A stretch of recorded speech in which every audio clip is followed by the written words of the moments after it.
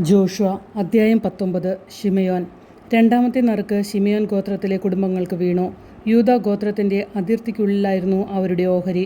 അവർക്ക് ലഭിച്ച പ്രദേശങ്ങൾ ഇവയാണ്: ബേർഷെബ, ഷേബ, മൊളാദ, ഹാസർ, ഷുവാൽ, ബാല, ഏസെ, എത്ലോലാത്ത്, ബതൂൽ, ഹോർമ, സിക്ലാഗ്, ബത്മാർക്കബോത്ത്, ഹാസർ, സൂസ, ബദ്ലെബോത്ത്, ഷരുഹേൻ എന്നീ 13 പട്ടണങ്ങളും അവയുടെ ഗ്രാമങ്ങളും.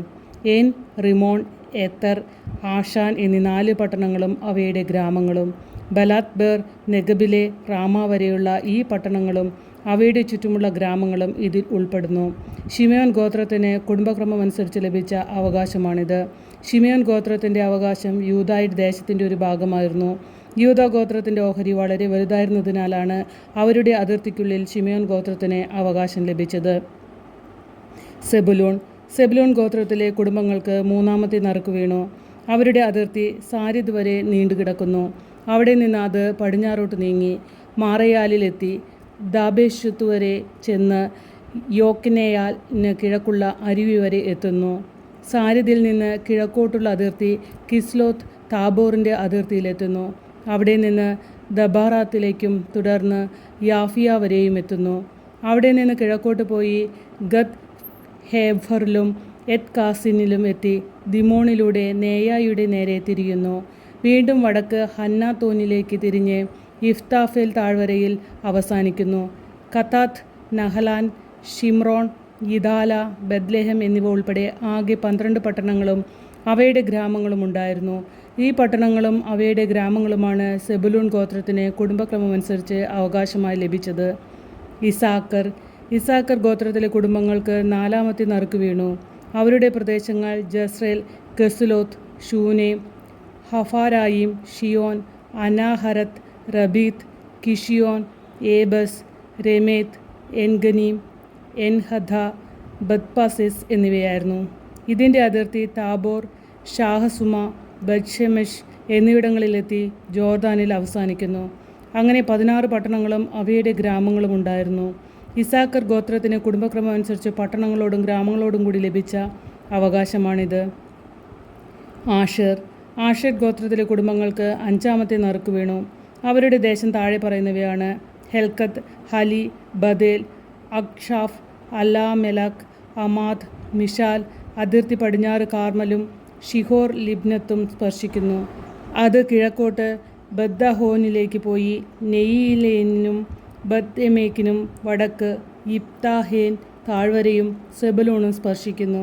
വീണ്ടും വടക്കോട്ട് പോയി കാബൂൽ, എബ്രോൻ, റഹോബ്, ഹമോൻ, ഹാന എന്നിവിടങ്ങളിലൂടെ മഹാനഗരമായ സീദോനിലെത്തുന്നു. പിന്നീട് അത് റാമായിൽ കോട്ടകളാൽ ചുറ്റപ്പെട്ട ടൈർ പട്ടണത്തിലെത്തി ഹോസായിലേക്ക് തിരിഞ്ഞ് കടൽ വരെ എത്തുന്നു. മഹ്ലാബ്, അക്സീബ്, ഉമ, അഫേക്ക്, റഹോബ് ഇവയുൾപ്പെടെ 22 പട്ടണങ്ങളും അവയുടെ ഗ്രാമങ്ങളും അവർക്കുണ്ടായിരുന്നു. ആഷേർ ഗോത്രത്തിന് കുടുംബക്രമം അനുസരിച്ച് പട്ടണങ്ങളോടും ഗ്രാമങ്ങളോടും കൂടി ലഭിച്ച അവകാശമാണിത്. നഫ്താലി ഗോത്രത്തിലെ കുടുംബങ്ങൾക്ക് 6ാമത്തെ നറുക്ക് വീണു. അവരുടെ അതിർത്തി ഹേലഫിൽ സനാമിനിലെ ഓക്ക് വൃക്ഷങ്ങളുടെ ഇടയിൽ നിന്ന് തുടങ്ങി അദാമിനെ, കപ്പ്, യബ്നേൻ എന്നിവിടങ്ങളിലൂടെ ലാക്കും കടന്ന് ജോർദാനിലെത്തുന്നു. അവിടെ നിന്ന് പശ്ചിമഭാഗത്തുള്ള അസ്നോത്ത് തബോറിലേക്ക് തിരിഞ്ഞ് ഹുക്കോക്കിലെത്തി തെക്ക് സെബുലൂണിനെയും പടിഞ്ഞാറ് ആഷേറിനെയും കിഴക്ക് ജോർദാന് സമീപം യൂദയായെയും തൊട്ടുകിടക്കുന്നു. കോട്ടയുള്ള പട്ടണങ്ങൾ സിദ്ദീം, സേർ, ഹമത്ത, റാക്കത്ത്, കിനരോത്ത്, ദമ, റാമ, ഹാസോർ, കെദേഷ്, എദ്രൈ, എൻഹാസോർ, ഈറോൺ, മിഗ്ലേൻ, ഹോറേം, ബത്ത് അനാത്ത്, ബത്ഷമേഷ് എന്നിവയാണ്. അങ്ങനെ ആകെ 19 പട്ടണങ്ങളും അവയുടെ ഗ്രാമങ്ങളും. നഫ്താലി ഗോത്രത്തിന് കുടുംബക്രമം അനുസരിച്ച് പട്ടണങ്ങളോടും അവയുടെ ഗ്രാമങ്ങളോടും കൂടി ലഭിച്ച അവകാശമാണിത്. ദാനിൻ്റെ ഗോത്രത്തിലെ കുടുംബങ്ങൾക്ക് 7ാമത്തെ നറുക്ക് വീണു.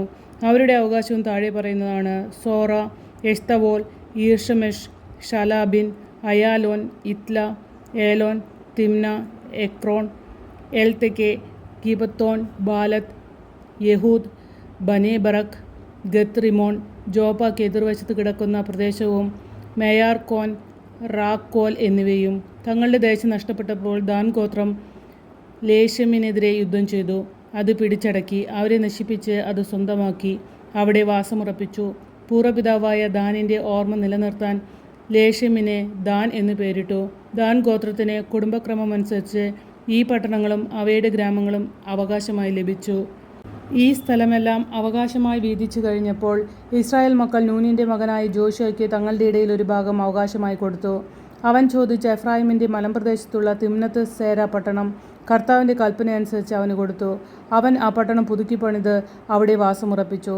പുരോഹിതനായ എലെയാസറും നൂനിൻ്റെ മകനായ ജോഷുവയും ഇസ്രായേൽ ജനത്തിൻ്റെ ഗോത്രതലവന്മാരും ശീലോയിൽ സമാഗമ കൂടാരത്തിൻ്റെ കവാടത്തിൽ കർത്താവിൻ്റെ മുമ്പിൽ വെച്ച് വീതിച്ചു കൊടുത്ത അവകാശങ്ങളാണിവ. അങ്ങനെ അവർ ദേശവിഭജനം പൂർത്തിയാക്കി.